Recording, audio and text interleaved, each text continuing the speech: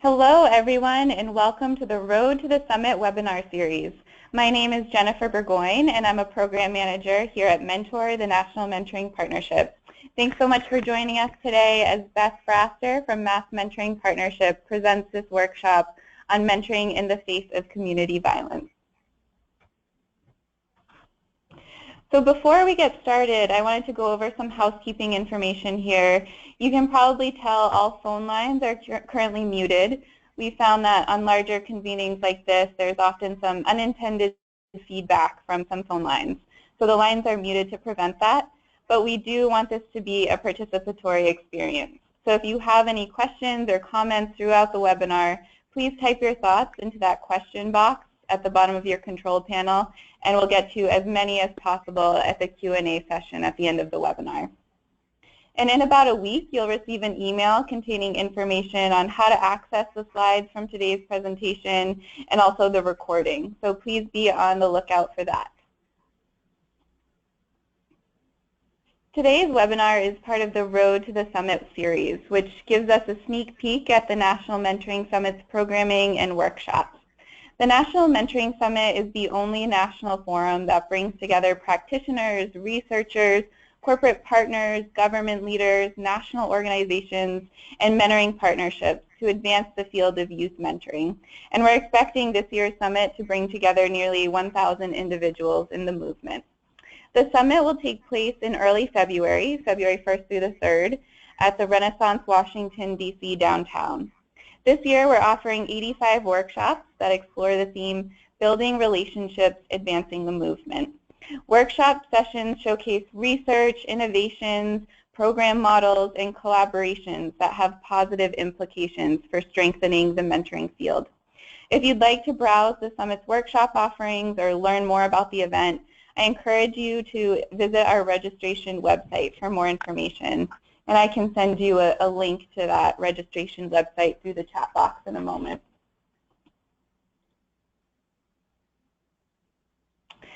So today's webinar and the rest of this series is a free learning opportunity that'll offer you a sneak peek at Summit workshops through 3 webinars leading up to the Summit. So you might have been on the line with us last month when Dr. Deneen Washington from Newark Public Schools presented on building youth resilience through school-based mentoring. And next month, Mentor's Director of Government Relations will present Capitol Hill Day, Everything You Need to Know. In this webinar, we'll prepare Summit attendees for Capitol Hill Day, which is where they meet with their representatives to advocate for mentoring. If you're not attending the Summit, but you're really interested in advocacy more generally, this would still be a great webinar for you to attend. And to access the slides from last month's webinar or to register for next month's webinar, you can visit Mentor's Road to the Summit website, which I can also send you a link to in a moment. So before I introduce today's speaker, I wanted to do 2 short polls so we can get a sense of who's on the line today. Let me launch that first poll here. So the question is, what is your experience level in the mentoring field? Are you a beginner, are you experienced, or are you an expert? I'll give you a moment to respond here.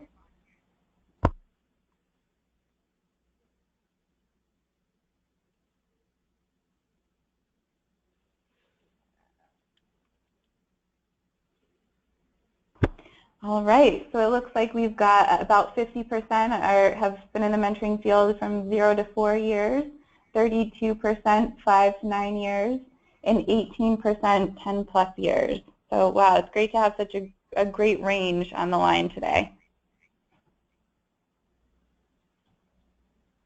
And then our second poll here.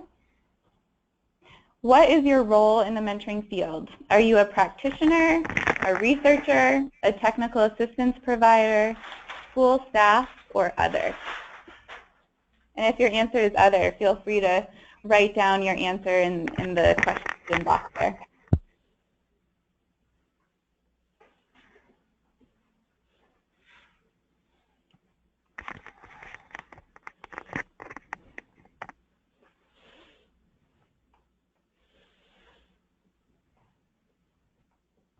All right, so it looks like we've got a bunch of practitioners on the line, 33%, 43% said other, and I'm just looking at the answers now. We've got juvenile justice, people in the juvenile justice center, we've got home visitors, juvenile probation officer, law enforcement diversion specialist, so a lot of great people on the line today, and we think today's content will really be applicable to everyone.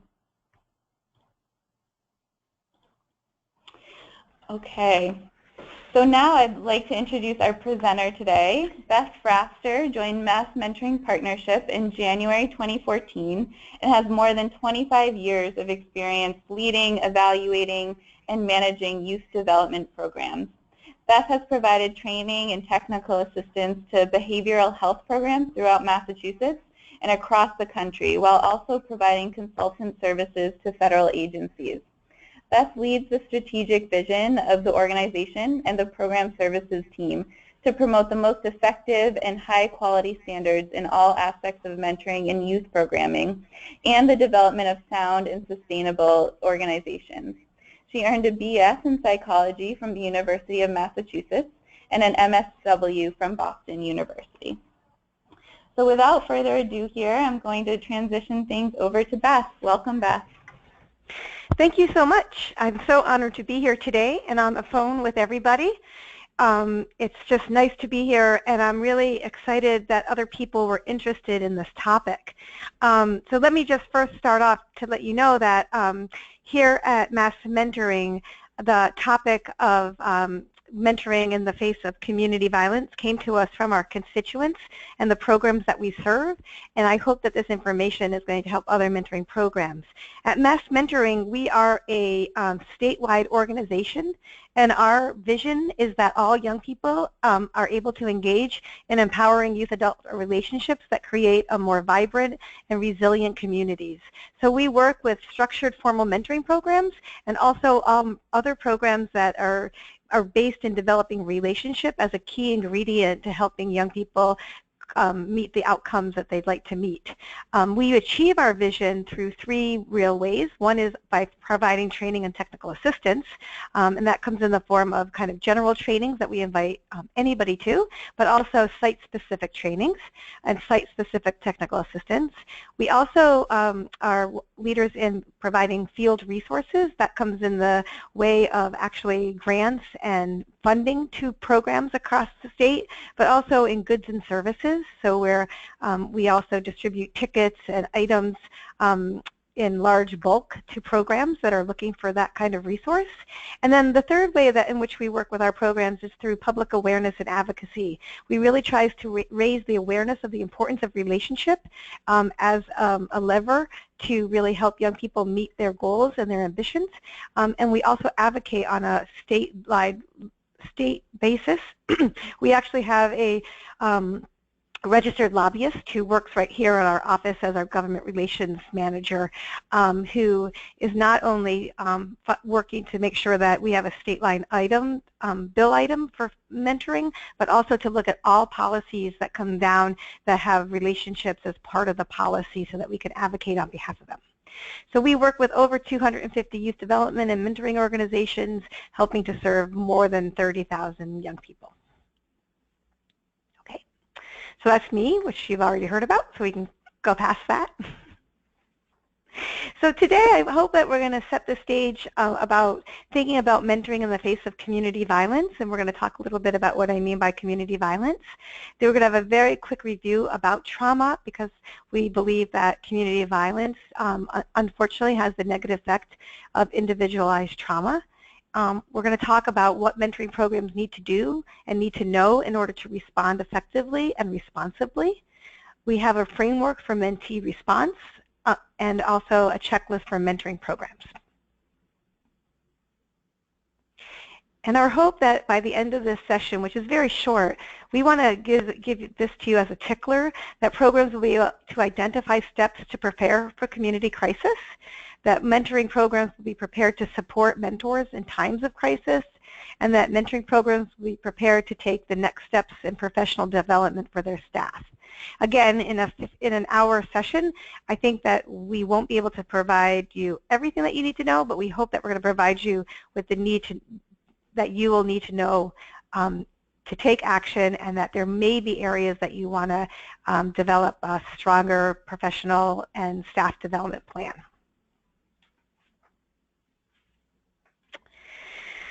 So we're talking here about community violence, and community violence is a complex term because it can really refer to a wide range of events. They can include riots or sniper attacks, gang wars or drive-by shootings.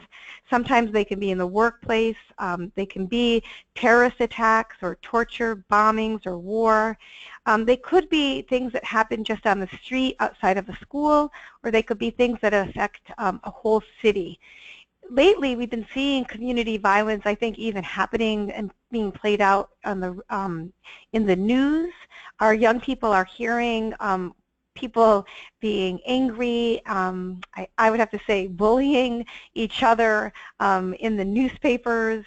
They're watching adults not necessarily behaving in the most responsible and kind ways. And so we see violence happening. And for many of our young people, they experience violence on a day-to-day basis just in their community. Several aspects of community violence make it different from other kinds of violence, in which that we don't know when it's going to happen, and it's very localized. And so sometimes things happen in one part of a neighborhood or one aspect of a neighborhood or in one community that other people actually may or may not even know about it, and sometimes it makes the headlines in the newspaper. And then other times there's violence that's happening, and I think we've all been noticing it, and this is what's been making us more and more, given the way social media operates these days, the way the media is on 24/7, that there's things that are also happening around the country, that there's violence in one community and it's spreading, and the effects are being felt in other communities around the nation. So I think that we've been finding that our mentoring programs are saying, wow, there's things that are happening, our young people are being very negatively affected by it, and we have to respond, and we need different ways to respond. So I think there's been big debate about whether community violence is up or down, and I don't even think we need to answer that question in order to find a need to respond. We do know that people are talking about it more. We know that young people are feeling it, and we know that the rise of how young people communicate it are getting more and more, and so it puts a very, I think, an ethical responsibility on mentoring programs to see and take this very seriously and then be ready to respond in a serious manner. And with this, this kind of violence that's happening, I just wanted to talk a little bit about trauma. These things that are happening can really kick off traumatic experiences for the youth that we were working with. And in fact, they can also trigger traumatic experiences for the adults that we are working with in our mentoring programs, as well as the mentors and volunteers that come to our programs.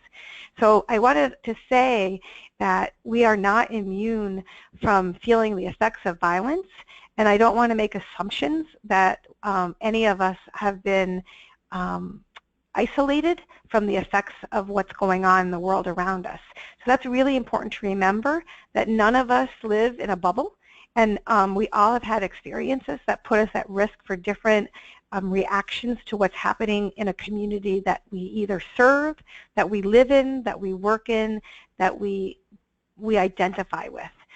But trauma, as we define it here at Mass Mentoring, is that our experiences that threaten the physical, emotional, mental, and spiritual well-being of a child or adolescent, or someone important to that child or adolescent. So these are really important to think about, because when you look at the definition, we're talking about physical, emotional, mental, and spiritual well-being. Some of these things we can actually see when someone's hurting, and some of them may be very hidden from us, and that we might not even be aware that young person is hurting. These things cause frightening and chaotic responses. They make people feel they're feeling very unpredictable, an overwhelming sense of loss. a loss of power and control, and feelings of helplessness. And there's a lot that we know from brain research. There's amazing brain research out there, and as we've been expanding our trainings for mentors and mentoring programs, we really feel it's really an obligation of programs to really understand trauma-informed practices, to understand what's happening for young people who we're mentoring, and for adults who may even be the mentors and the communities in which we live. But really, because the brain research is showing us that there is a chemical and a real physical response that happens in the brain when people are exposed to traumatic events. So what really is happening is that instead of operating in the kind of the front part of our brain, which allows us to learn and think, that kind of frontal lobe that allows for the best decision making, the most rational thinking, we're kind of pushed to the most original part of our brainstem, the limbic system, that really is like the lower brain functionings. And in these lower brain functionings, this is where we are based, where our fear and our fight and flight responses take place. And these fight and flight responses are where you causes us to have higher levels of adrenaline, our blood pressure goes up, heart rates go up. This is when people start to feel sweaty. It's very hard to concentrate when you're living or working or thinking and feeling out of your limbic system. It makes concentration very difficult. It makes it very hard to react in ways that have discernment. It's a very reactive way of living. And if you go to the next slide, it really causes people to respond in these ways. So people feel that they may be feeling very hopeless and powerless. It causes depression and anxiety. They might feel some guilt and some loneliness. They also might be very quick to respond. They may be on the edge. They may be withdrawn or feeling very numb. They may feeling increased aggression. You may see people who have changes in appetite or difficulty connecting to others or feeling very clingy with others. And also, there are things that may make them feel very frightened and nervous. Sometimes these are called triggers, but there might be sounds that go off or smells that happen or situations that remind them of that feeling of being nervous and scared, and it triggers behaviors that keep them feeling and living in the limbic system of their brain. And so I'm just pointing this out to you so that if something's happening in a community, we don't know that when a child's walking by maybe the scene of something, that they don't get re-triggered and they're back to that system, that place where they're feeling the most fear that they've ever felt before. Or that even if they're coming to school, that they're not feeling these all these emotions, and that what happens when they're in this trauma place is that it just doesn't go away in a moment, that it sticks with them for a very long time unless they get the help and support that they need. And so this is a place where mentors can come in, again, just in the role of mentor by being a caring adult. And so what I wanted to say is that given all these things that are happening, we were finding that, so there was community violence in our neighborhoods. There's things that were happening in the world. There were riots that were happening. There was a lot of more recognition of people being treated unfairly. There was an election in which there was a lot of things said that raised the fear in young people and older people. And so there was a lot of things that was going on in our communities, and oftentimes our mentoring programs were concerned about the mentees that they were working with, but they really weren't sharing that concern with their mentors or even noticing or preparing their mentors about what did this mean. And in one specific example, there had been a shooting right outside of one of our schools in one of our communities, and we knew some mentors who were never contacted and were just kind of left to kind of figure out what to do. And it was a big event in this community that there was the shooting in broad daylight, and yet the mentoring program hadn't necessarily contacted all the mentors or responded in a way that gave the mentors a sense of what to do and how to react. And so it kind of gave us into charge as mass mentoring that we really wanted to help our mentoring programs, and our mentoring programs were calling us saying, what can we do and how should we respond? And so what we're trying to say to you all right now is, on behalf of your mentors and your mentees, we're asking you to prepare both the mentors and to prepare yourselves for these moments when something happens and you are in a place to prepare everybody to support young people in a more strategic and a more informed way. And we're going to give you some ideas about how to do that. So the first thing, it sounds really simple, and I think that you might be doing it in many ways anyway, but after a moment of crisis, however you define that, is to just check in with your mentors. We really highly recommend, and I've heard from some of our sister partnership programs across the country that after some things happened, that they actually sat down and called every mentor of their mentoring program. The match specialist must have been on the phone for days straight, but it was really important to call mentors to say, how are you feeling? What does this mean to you? What are your feelings and what do you know what's going on, and how is this affecting you personally? I think we forget that our mentors have very solid, some of them have very solid relationships with young people. They're connected to these communities. They may live, work, and play in these communities. And so it's really important that we care for our mentors and note that this is a crisis that's going on, and they may have lots of feelings about that. If we want them to be prepared and ready to connect with young people, we need to make sure that they're feeling okay and that they even are being heard about that. So it's a very simple thing, but I think lots of mentoring programs actually get overwhelmed in the day-to-day and don't take that minute to say, uh-oh, this is going on, let's check in with folks. So a very simple step, check in with people and find out how they're doing. The next thing is to share information, and this comes in a lot of different ways. So the first thing is about what happened. We found out that we know that a lot of information goes on once there's a crisis, so we want mentoring programs to actually get facts. And this can happen in a lot of different ways. So you can find out what is known by what's the official story, what's known, what happened, what is known to happen, and then what are other people saying happened. So we think that there's like a lot of ways that people get information, and we know that our mentees are getting information in a lot of ways.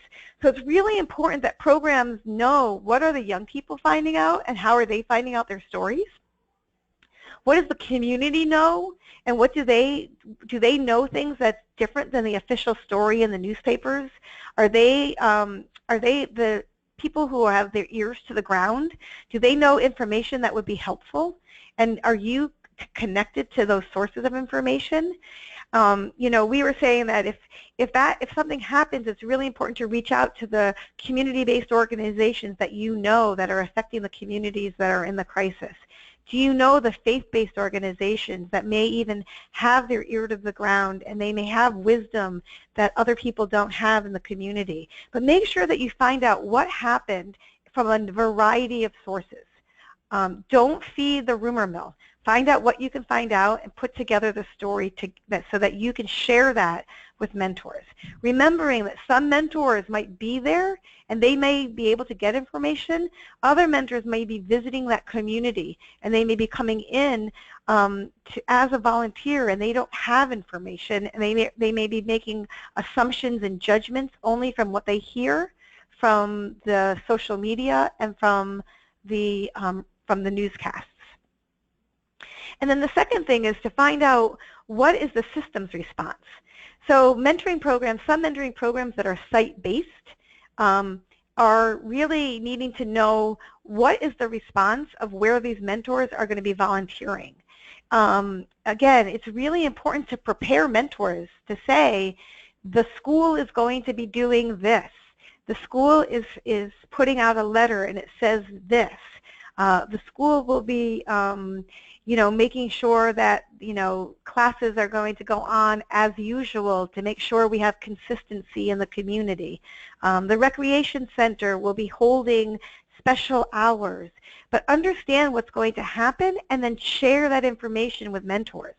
Again, we're asking people to volunteer and give their time, and we think that we owe it to them to be prepared when they walk in to know what's going to be happening.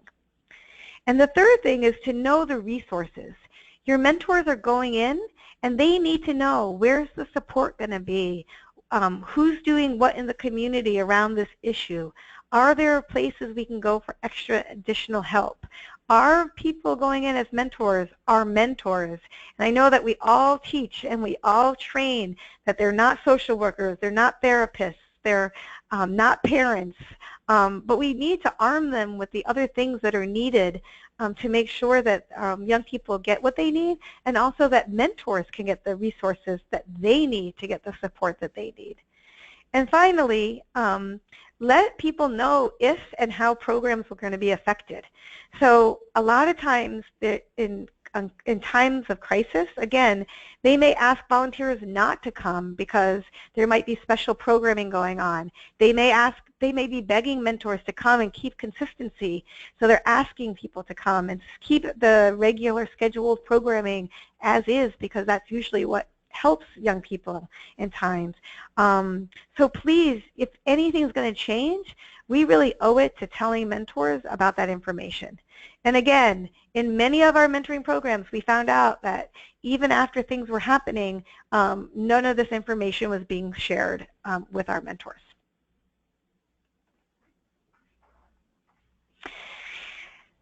The next thing that we wanted to say is that it's really important to be clear about expectations and also clear about options for mentors.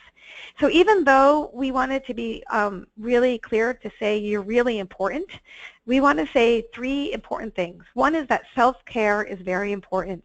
So when you're checking in with a mentor, depending on whatever this crisis is, it can affect individuals very differently. And just like we want to be very acutely aware of how individual mentees are being affected, it's our job as mentoring programs to be acutely aware of how it's affecting our mentors. And so we want to teach our mentors that they need to take care of themselves.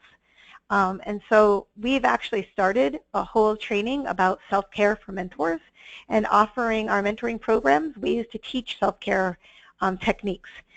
Sometimes they do it in training, sometimes they do it through their match support sessions, but really, how do you know if you're stressed out? What are the signs of stress? What would it mean to know if it's just too much for you to go in? And then letting people know that taking a break is an option. So if you're not prepared and ready to go into a system that is in crisis, then actually you might not be the best help there that day. And how do you help young people? How do you help mentors assess that and make sure that they're prepared and ready and can be present in that moment? So taking a break is okay, but then the third most important part is the expectation is that they don't just not show up, but they stay in touch with the mentoring program or their on-site supervisor, or however you set it up, so that people know what's going to be happening. The worst thing that we can do in times of crisis is just not show up. So although we want to promote self-care, we also want to make sure that communication is there. So we really want our mentors to know that, and we want mentoring programs to make sure that we explicitly let people know they have options and that we hold them responsible to keep us aware of what their choices are going to be in those decisions that they're making as adults in this situation. So our checklist for mentors, we created a handbook for our mentors. In some of our mentoring programs, it's interesting, we did a couple of webinars in one crisis in our city, and then recently when there's been other crises, we've gotten some feedback that they were able just to kind of take out that handbook and kind of email it out to mentors in a moment. We ask them to do 4 things, right? One is to check in with your support team. In a moment where you're not sure, check in with your mentoring program. Make sure you check in if you're a site-based program and there's a site coordinator, check in with that person. Make sure that you're checking in about your own feelings, your own attitudes, your own judgments. So make sure that you're not only checking in about what's happening, but about how you're feeling. Prepare yourself. Find out what you need to know. Find out how you're feeling and how that's affecting how you're behaving, and be prepared to go into the situation. And make sure that you're prepared to acknowledge the event. We talk a lot with our mentors about don't just brush everything under the rug, but if something's happening in a community, it's your job to acknowledge that it's happening. And we're going to talk in a minute, but then our program said, great, we're telling them to acknowledge it, but we're not telling them how to acknowledge it. And so then we worked on another training, and that's what I'm going to share with you next. And then the most important thing is to take care of yourself.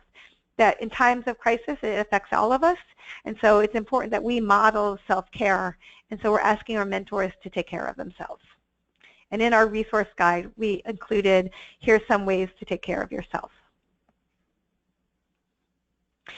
So as I mentioned, it was great that we told these mentors to go, and that they're important, and that their relationships are really important in times of crisis.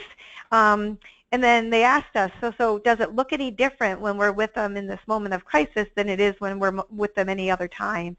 And I'm not really sure it's that different, but I think that in heightened moments, it might feel different when you're going into this crisis time.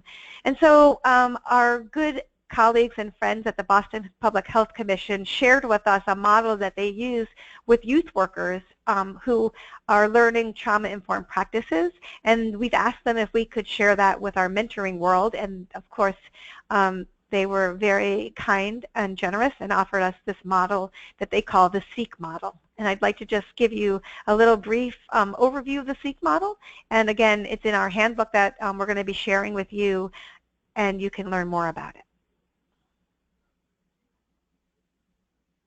So the first thing in the Sikh model is to really ensure safety. And we ask our mentors to first thing is to just take a deep breath and make sure that the young person that you're meeting with is who has been exposed to violence, that they are emotionally and physically safe. So the first thing to do is to kind of note that needs to happen, and to prepare yourself fully for kind of going into that moment. So you need to feel safe first. So it's also making sure that you checked in with yourself and that you can be there fully in mind, body, and spirit when you're going to meet with a child. And again, I'm saying that because I think we as adults have the power to take care of ourselves in ways that young people don't, and we're asking mentors to make sure that they use the resources that they have to find the safety that they need. So if someone's not feeling safe, we promote that our match specialists really reach out to them and ask them and figure out how they're going to be able to feel safe to get into a space to make sure that young people feel safe. The second thing is that to look around the environment. So in moments of crisis, you really want to make sure that where you're having your conversation or what you're doing with somebody is in a place that someone would feel comfortable. If this is the first time you're meeting, you might want to make sure that there's water available, that there's snacks available, and that there's enough privacy to have an open and honest conversation, but that there's enough people around that the person is still going to be able to feel safe to be with you.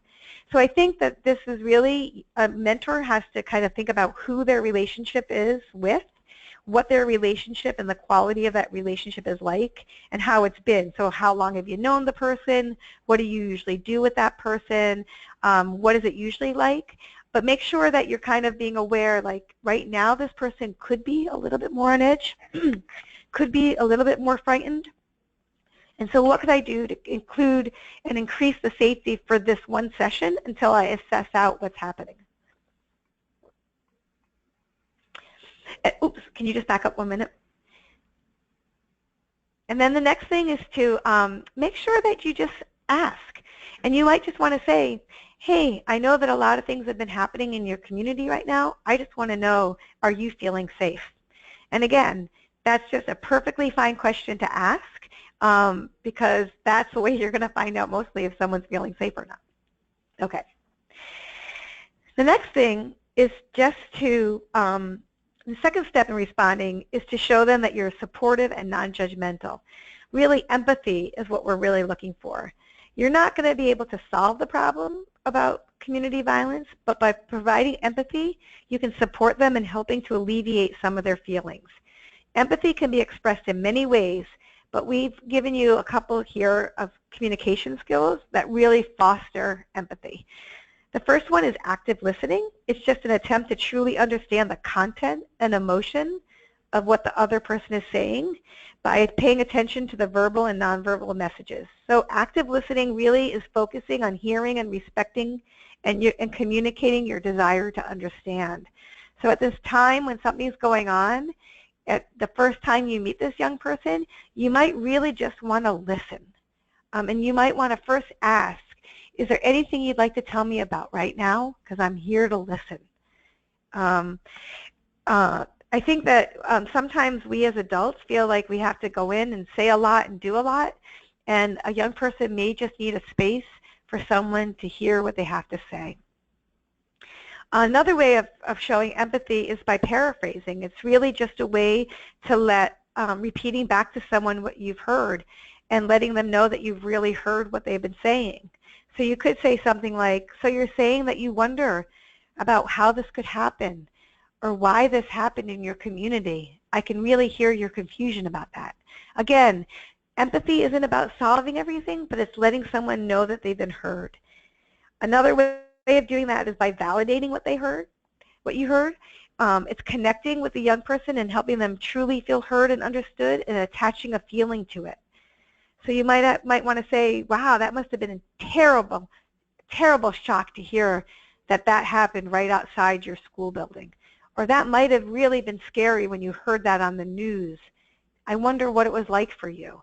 It's really letting them know that you're hearing what they're saying and maybe even putting a feeling to it. And then another way of being empathetic is really just expressing care. It's really saying that I care about you. And in doing this, you just want to make sure that you're being really honest and you're saying what's really true and being really sincere. So we're really not trying to tell our mentors to go beyond what's true about their relationship. And again, I think, we really try to let people know, depends on how long you've known this person and what capacity you've known this person and what's okay in the boundaries of the relationship that you have. So we're not saying that you should just tell everybody that you love them. But what you want to be able to do is say what's really true about this. So being able to say, like, I am really glad that you and I are able to sit here and talk about this. Or saying, I'm going to do everything I can to be here next week and share another hour with you. But really showing that you care in ways that are true and solid is really important. And the last thing that we want to say about empathy is really that acknowledging courage is something that a lot of adults, we forget to do this. And so just saying, I want to thank you. I want to thank you for being here today. I really want to let you know that it was courageous of you for coming back to school today. Or, wow, it was really great for you to share that with me. Or, but really acknowledging that the person's willingness to share can help them to get better and feel better in this time of really chaos and crisis. And then we also know that violence in the community and other traumatic events are characterized by a loss of control and a sense of powerlessness. And so the fourth thing that we really say, a great way that a mentor can really help a mentee in these times, is really to help them feel any sense of control, any way that we can give them voice and choice, really getting them to feel even a small sense of empowerment is a great thing to do. So again, I want to clarify and make sure that it's like within the boundaries of the mentoring program, within the skills of the mentor, but where it's really authentic and real. So one way that you can do this is that even in a conversation, asking open-ended questions is empowering. They have really let young people decide what they want to talk about and how much they want to talk about it. They, instead of just asking, can you talk to your school adjustment counselor, you could say, what do you think would be most helpful for you right now? That lets the young person lead the conversation versus you leading the conversation. So open-ended questions really empowers the young person to take the conversation where they want to go and ask for what they need. Another open-ended question could be, are there things I could do to be helpful for you right now? And that's a way, again, a very simple way in that one moment to give that young person some power that they may not have felt anywhere else in this crisis. Also, just allowing for silence and giving some time for someone just to think for a minute. Oftentimes in these moments when it feels like everything is chaotic and things are very frightening, silence is very powerful. And so allowing and being comfortable with the silence is very important. So not trying to fill the silence, but giving the young person the space to think and be in connection with you is very empowering. And third is supporting youth voice.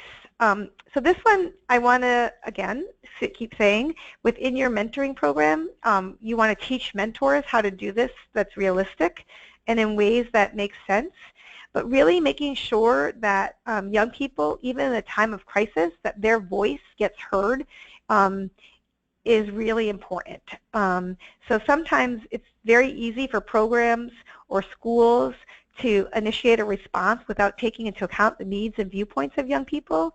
So if you, as a mentoring program, could say to mentors, hey, we'd like to know what young people think, we'd like to know what young people feel, and getting to hear their voice, that could be a really active way that young people could know that, wow, my program really cares about me. They're collecting what we think.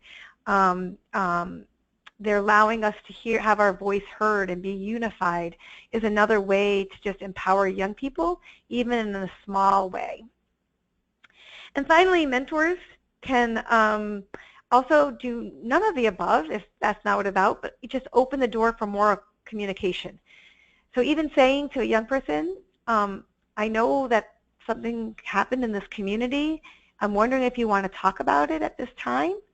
And if the answer is no, they can just say, I just want you to know that I'm here and I'm open to talking about anything you want whenever you want to. Empowering doesn't mean that we have to do what, if I as an adult feel like we need to talk about this today, that's my choice. But actually also giving young people the choice that I don't really want to talk about this today. It's all over the news. It's all over everything. People are making this, it's everywhere I turn. And right now, I'd rather play basketball with you like I always do. That's like a really important thing to hear, but also saying, and you know what? If another day you feel like talking, I'm here for you, is really, really important. So both things, letting the young person decide what they want and opening and leaving the door open if they choose to want to talk about this another day. It's just a tool mentors can have when they go to meet with young people in times of crisis.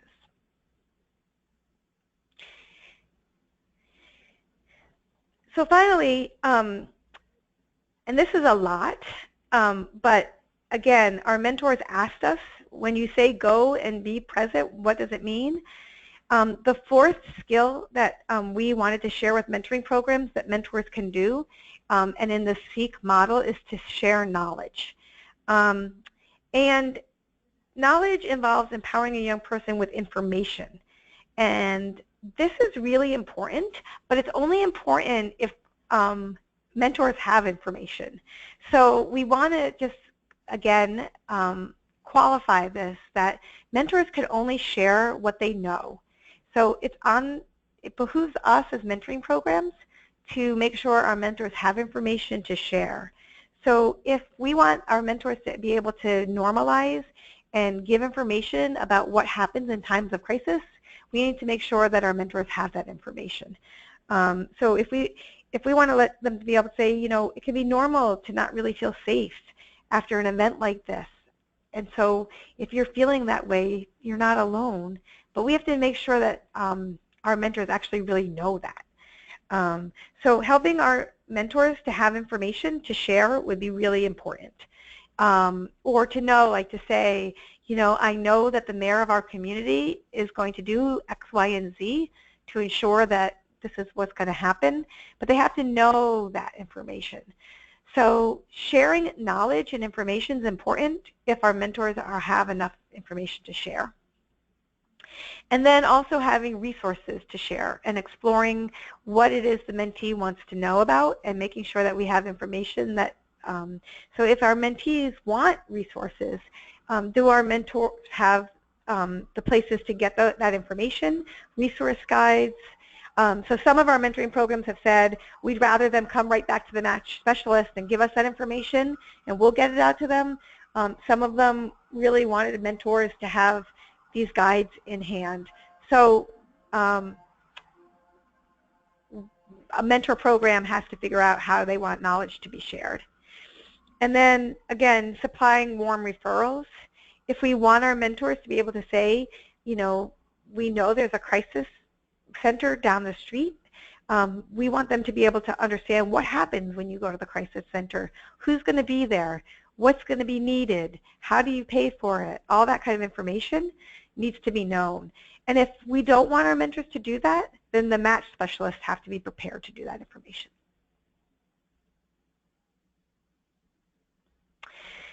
So this is the information that we wanted our mentoring programs to be prepared to share with mentors. And so we developed this mentor program checklist.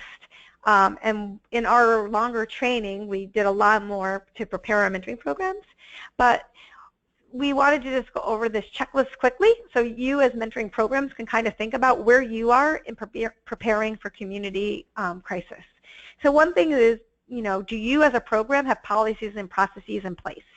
If something happens, whether it be nationally or locally, do you know how to kind of get into gear, high gear, and be ready to access your mentors and know what you want to do and how you want to do it and what you're going to be your stance on how you do that and who does what?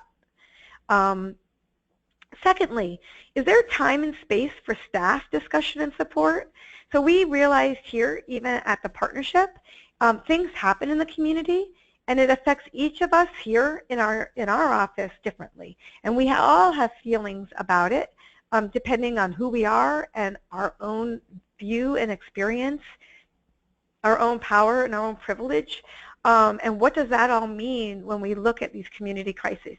And so I'm going to really promote that all mentoring programs have time for staff to get the support that they need when things are going on and have time to have discussion about it as a group.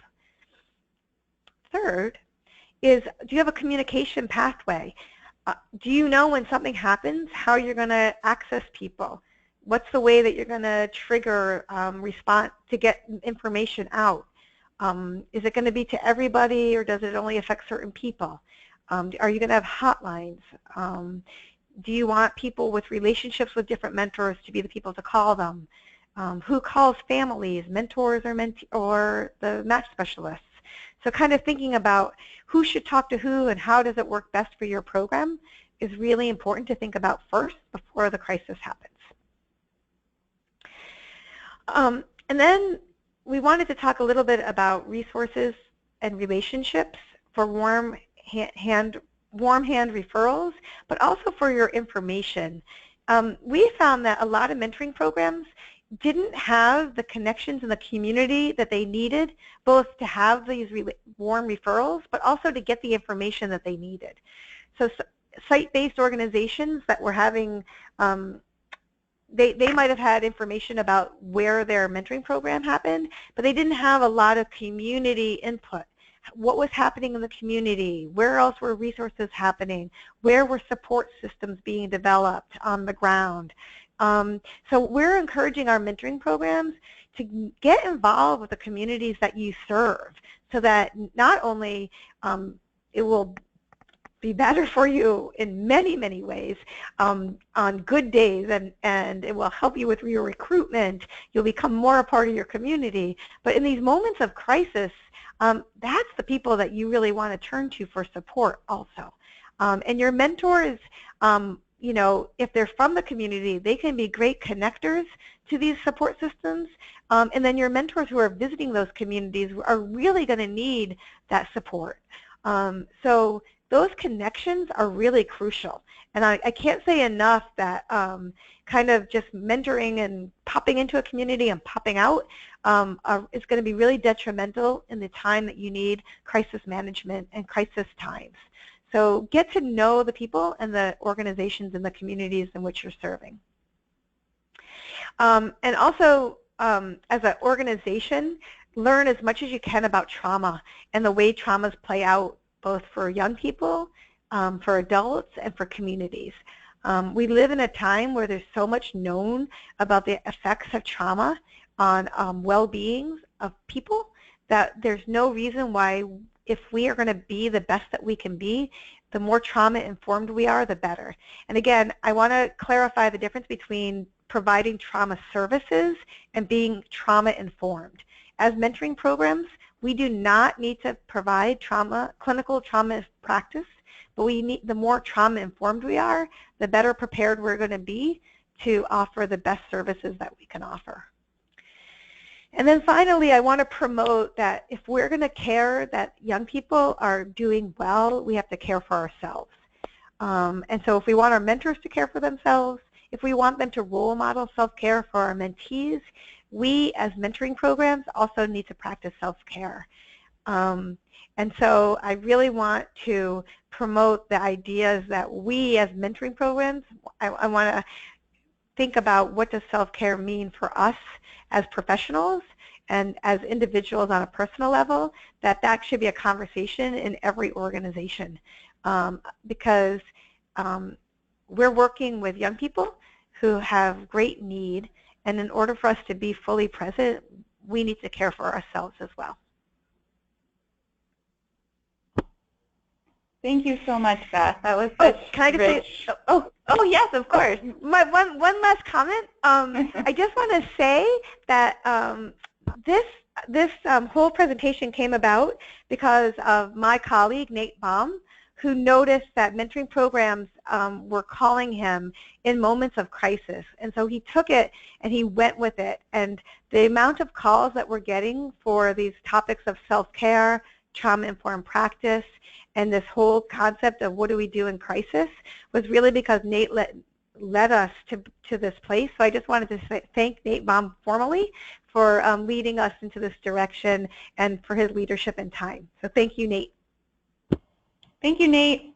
And Beth, thank you for delivering this really rich information. We're getting a lot of positive feedback from both mentors and mentoring programs who are on the line. So thank you so much for sharing everything.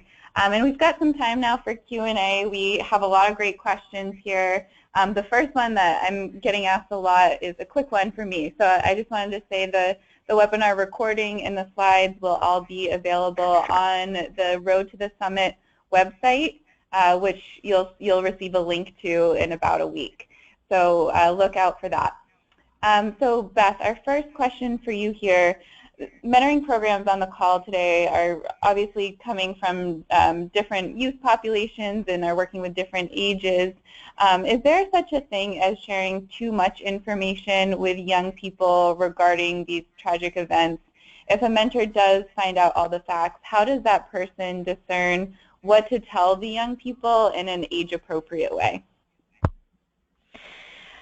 That's a great question. And I think I think mentors are, in their volunteer role, need to also figure out, I think it depends on the setting, right? So I think this is where we wanted our mentoring programs to become far more involved.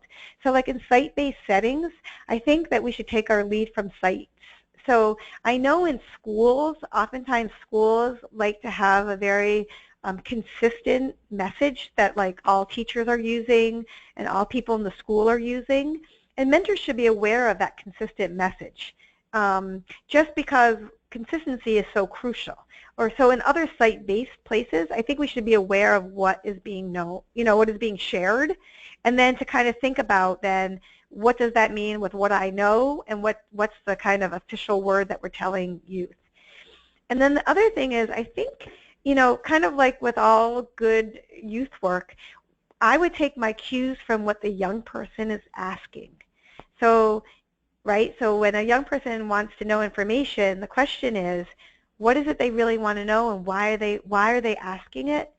So I would be much more training my mentors about how do you get at what's the real question, not just kind of dumping them with a ton of information.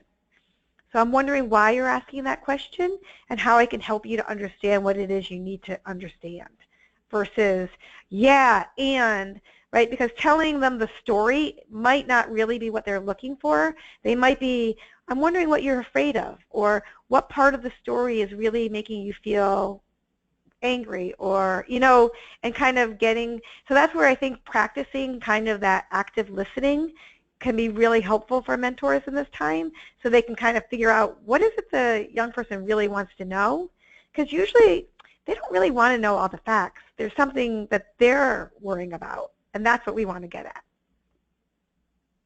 Great, thank you. Another question here. If you suspect that a child you mentor has a history of trauma, do you wait for the child to share that with you? What if you want to find out more? How could you broach the topic of whether a child has experienced trauma? So number one, I think if you're a mentor or a volunteer and you're thinking about that, the first person you should talk to is someone from the program. So that would be number one, my number one recommendation. I think that understanding trauma-informed practices means that we actually don't really need to know. To be trauma-informed, we can practice them without even knowing exactly what happened to somebody. So I would say that we don't need to ask. We need to behave as if everyone has experienced something, and that we're going to be kind, we're going to be supportive, and we're going to help to alleviate any pain at all times. So I'm not sure if that's coming from a mentoring program or from a mentor's perspective. Can you tell from that, Jennifer? I'm not sure, yeah, but let's see. If you wrote that question, feel free to follow up in the chat box. So do you, I mean, so I think oh, okay. I guess it's kind of like, why do we need to know? What we need to do is support young people to have a voice, to feel cared about, to feel supported, and to get what they need. So if they're exhibiting signs that we feel are unhealthy and dangerous, then I would definitely want to get somebody else involved. I don't think a mentor should have to take that on, right? Right. So I have an answer for you, Beth. I'm not sure if this will change anything, but the person said the question came from the perspective of a juvenile delinquency attorney. Oh, wow, that's a whole other discussion. Right. I mean, it might be a little different. Yeah, yeah. And again, I think it just depends on why we need to know. Because, right, so I don't think it's ever healthy. In most, I don't want to say ever. Most times, in most situations, I would not just ask a child that. Right. Okay, good. In our next question here, this is someone writing, in our community, there's rarely a specific traumatic event or community violence, but there's a lot of ongoing violence on the streets, in schools, and in homes that has a serious impact on our kids. How do I advise mentors when there isn't a specific crisis to respond to? Yes, that's a great question, because I noticed the things that made the headlines we were responding to, and yet, there were smaller acts of violence that were impacting people, on smaller levels, but huge impact on those people, but it didn't make the headlines, and that we weren't responding. So I would say, though, that then kind of getting mentors to kind of show empathy and being able to listen and ask open-ended questions is always really important. So, because you could come up with kinds of questions like that allow a young person to either say, yeah, I'd love to talk about that, or I'd love to be able to respond to that, even if it's not a big event. So the question, is, it's like because trauma can be these small events that keep happening and occurring and occurring and occurring, and the effect could be the same as one large event, because that your brain chemistry is still living with this unpredictability, and it's living in that fight or flight all the time, even though it's not making it's not one big event that's making the headlines. So I think giving mentors time to talk about how could you kind of bring that up and note it, acknowledge it, and then see where the mentee wants to take it. Great. I'm going to switch gears a little bit here, less about the content of the webinar and more about Mass Mentoring Partnership and what you offer in this training. So you said that you offer a training on self-care. Some people are wondering if and how they can access it for their mentoring staff, and if a program is in Massachusetts, how they can access training from you. And I have a follow-up about the NMRC after you. Sure. Reply. So yeah, you can access us through the NMRC for any training. Right. So yes, we offer training. So going to our website would be a great way to do it. We can send out the URL through our follow-up materials, and we usually have a training calendar. So all year we always are offering trainings. We also do site-specific trainings. So if you or a couple of mentoring programs want a certain training just for your office, we can do that. There's also opportunities for us to do webinars. We could do some webinars on other kinds of trainings. So I would say to contact me if you're interested in something that you're not seeing on our website. But the National Mentoring Resource Center is a way to have access to our resources, and that we can think about ways to do it. Yeah, and just to build on what Beth said, the National Mentoring Resource Center is a great resource for programs throughout the country, and through the NMRC, mentoring programs can get matched one-on-one with a mentoring expert on your region, and you can use that time together up to 50 hours to work on your recruitment plans, your training on self-care, anything really that would make your program more effective and more in line with the elements of effective practice for mentoring. So I'll get everyone a link to that opportunity, and I'll put it here in the chat box for you to see. Okay, but transitioning back to the content, Beth, we've got another question here. Well, actually, we're getting a few questions about specific mentoring relationships, but they all seem to have the underlying question of when should I elevate a conversation or a problem to a trained professional? So when should a mentor or a mentoring program reach out to the school psychologist, a parent, or another type of community resource? What are kind of the qualifications for that? So I think I would highly recommend getting, I think every mentoring program, someone in every mentoring program should get trained in trauma-informed practices and understand kind of the responses to trauma, and then being able to know when they go kind of beyond the, beyond kind of the responding, when it's kind of normal response to a crisis and then it turns into a clinical issue. So I think it's, I don't know if I can say a pat answer to that. It's kind of like with all mental health issues that we see in our mentees, that I think there's times when match specialists have to say this goes beyond what a mentor and a mentoring program can handle, and we need to get some expert support.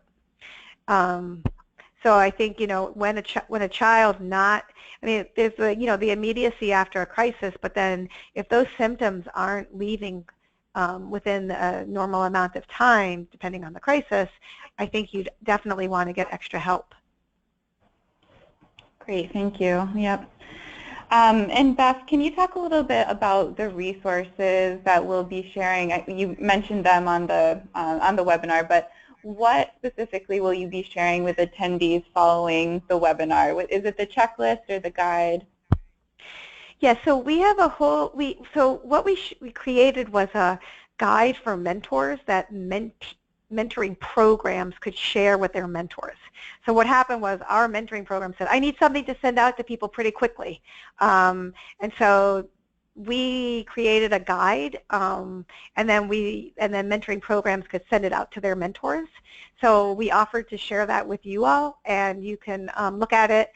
We also, we made it in conjunction with the Boston Public Health Commission that we've been working on. We've been working collaboratively with around trauma-informed practices. So we just want to make sure that we always cite them as a partner. But you're welcome to use those resources with your mentors. Great, thank you. I think we have time for maybe if people feel like there's another product that they would want, we'd be happy to think about creating other products, and people can contact us for that. Great. That's great, yeah. And what Beth had talked about, we'll be putting that on the Road to the Summit website along with the recording and the slides. So it'll be all in one place, and you'll get a link to that in the next week. So yeah, I think we have time maybe for one or two more questions. Someone said, I think when mentors see that young people are upset, there's a natural reaction to reassure the young person and tell him or her that everything's going to be okay, and that was in quotes. How much do you recommend providing that type of reassurance? Again, I don't know if I would say that. It depends on the crisis. So there's different crises, right? So I think what we want to be able to do is to, if you believe that that person's in safety in the moment, you want to say, you want to say what you know can be true. And that's why I think mentors need to have a little bit of help figuring that out. And match specialists, and I think we all learn this, right?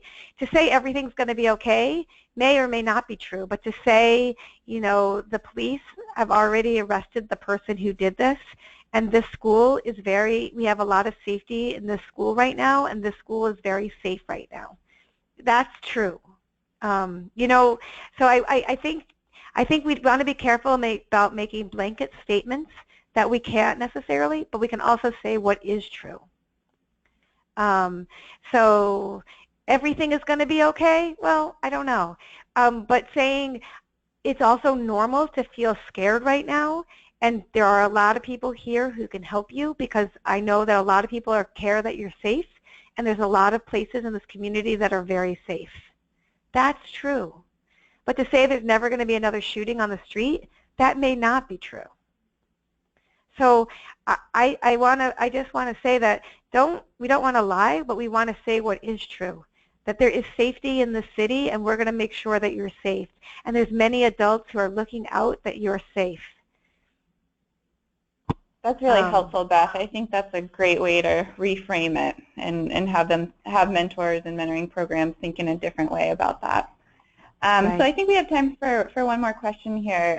What can mentors and mentoring programs do to support mentees who feel targeted in the media or with their classmates because their race or religion aligns with those who are blamed for the violence? I can reread that one if you want, Beth. Well, that's a big question. That's like another whole training on cultural responsive practices, I believe. But can I hear the question again? Yeah, sure.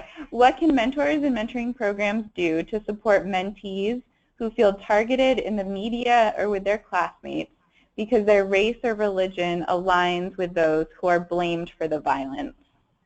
Yeah. So I want to promote everyone to also do cultural responsive practices because that's the other issue of how do we really connect with young people for who they are.